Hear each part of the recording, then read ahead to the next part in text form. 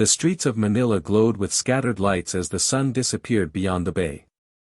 Along Roxas Boulevard, where cars rushed by and people hurried to get home, a small figure stood with a battered guitar hanging from his shoulder.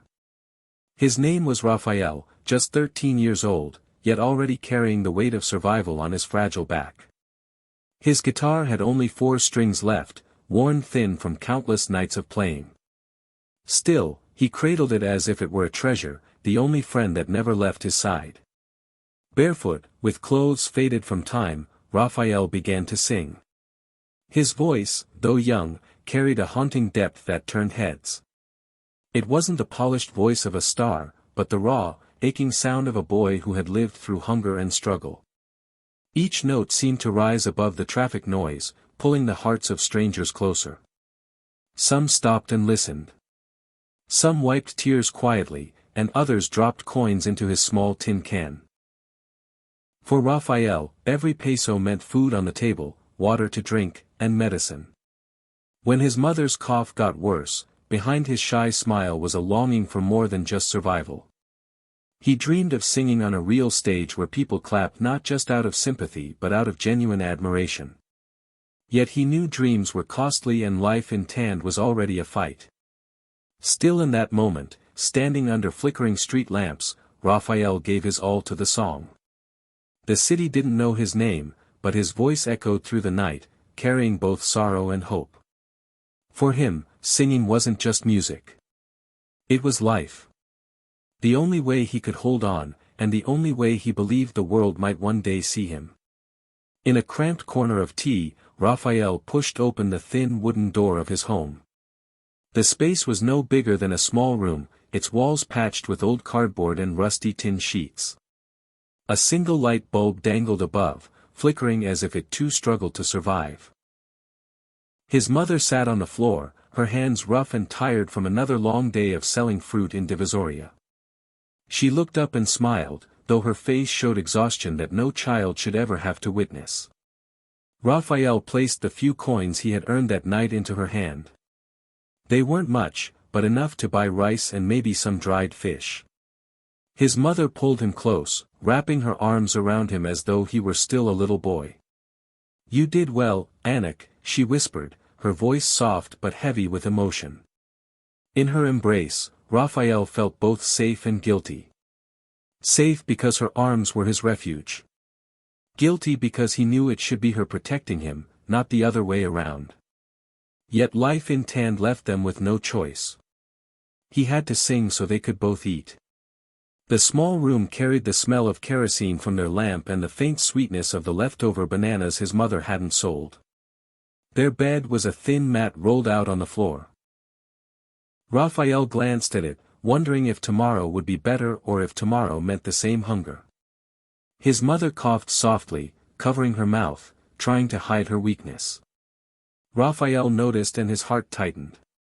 That night, as they shared a simple meal, Rafael promised himself he would keep singing, not only to earn coins, but to give his mother hope. For him, music was more than survival. It was his way of fighting for her smile.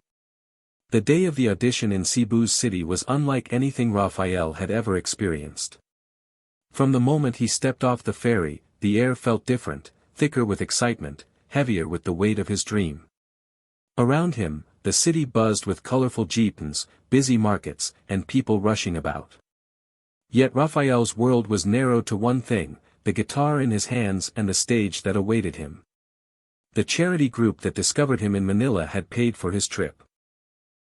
And for the first time, Rafael wore a clean shirt and shoes that actually fit. Still, beneath the small comforts, his heart pounded with fear. As he walked backstage, Rafael could hear the echoes of other contestants singing, voices bold, polished, and confident. He clutched his battered guitar tighter, the same one with missing strings, the same one that had carried his voice through the streets of Roxas Boulevard.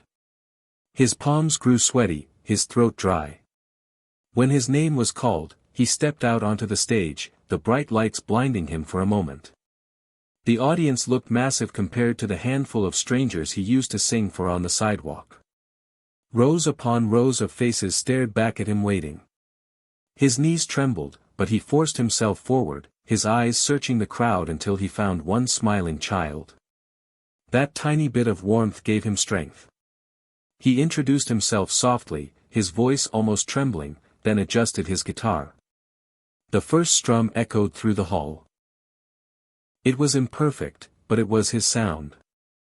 Then came his voice, raw, emotional, filled with the same longing he carried every night in Manila. Silence fell.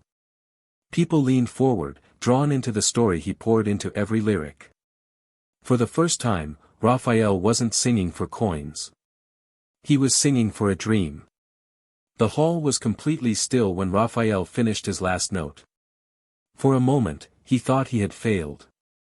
No clapping, no cheers, only silence. His chest tightened and he lowered his eyes, gripping his old guitar as if it could shield him. Then slowly the sound of applause began to rise, soft at first, then stronger until the whole room stood on its feet. The audience clapped, shouted, and some even wiped away tears. Rafael's eyes widened. He had never heard such a sound directed at him before. Among the judges, one leaned forward, elbows on the desk, eyes locked on the boy. It was Simon Cowell, a man known for his sharp criticism and high standards. But this time, there was no harshness in his gaze, only something softer, something rare. He let the applause settle before he spoke, his voice steady but filled with emotion. "Rafael," he began. "I've heard thousands of singers. But what you just did was not just singing. It was storytelling. Every word, every note, you sang with pain, with hope, with truth. And that is something no training, no money, no fame can buy." The audience erupted again, but Simon raised his hand to continue. "You stood on this stage with a broken guitar, no fancy clothes, no big production, and yet you moved every single person here. That," he said, pointing toward the crowd, "is real talent. That is why we listen to music." His words echoed through the hall and Rafael felt his throat tighten with tears. He tried to hold back. In that moment, the shy boy from Tand was no longer just a street singer. He was a voice that reached across barriers, a symbol of struggle transformed into beauty. Simon's words didn't just judge him, they validated his existence, his fight, his dream. From the moment Rafael's audition clip was uploaded online, the world seemed to stop and listen. Within hours, the video spread like wildfire across YouTube, Facebook, and TikTok. Millions of people from Manila to Madrid watched the barefoot boy with a broken guitar pour his heart into a song. Comment sections filled with messages. "This child made me cry. I felt his pain in every note. Someone help this boy." It was as if his voice had traveled beyond language, touching souls everywhere. News outlets in the Philippines picked up the story, calling him the boy who sang to survive. Soon, international media followed. Interviews were requested, donations started pouring in, and strangers who had never set foot in Tand were moved to send help. Rafael's once dark home lit up with electricity for the first time, and his mother wept as bags of rice, medicine, and school supplies arrived from kind-hearted strangers. But the impact was more than financial. Children in slum areas began singing his songs. Teachers used his story to inspire students, and families around the world reminded themselves to be grateful and hopeful. Rafael had become more than a singer. He had become a symbol of resilience. Even Simon Cowell spoke again, this time in an online interview, saying, "It's rare that a performance crosses oceans and cultures." Rafael's voice did that. He reminded us what music is truly for, to connect us, to make us feel human. As the world celebrated him, Rafael remained humble. He still clutched his old guitar, never forgetting the nights on Roxas Boulevard where it all began. But now when he sang, it wasn't just for survival. It was for everyone who believed in him and for every child who dreamed that their voice could also be heard.